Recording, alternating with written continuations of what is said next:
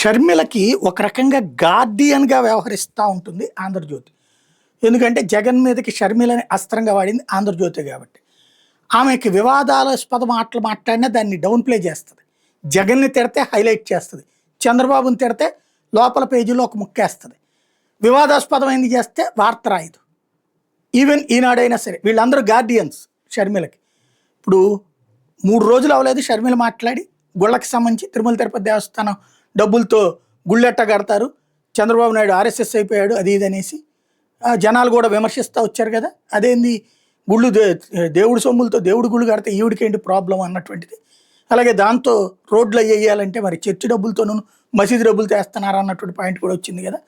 అయితే అప్పటి నుంచి రాయనటువంటిది ఇవాళకి రాసుకొచ్చింది 'ఆంధ్రజ్యోతి'. మరి ఏమైందో కానీ ఇవాళ రాసుకొచ్చింది ఏమని, గురుకులాలు ఇది గుడులు కట్టాలని ఎవరు అడిగారు, బాబు ఆర్ఎస్ఎస్ వాదిగా మారిపోయారు అన్నటువంటి పాయింట్ని ఇవాళకి రాసుకొచ్చారనమాట. అది వింత.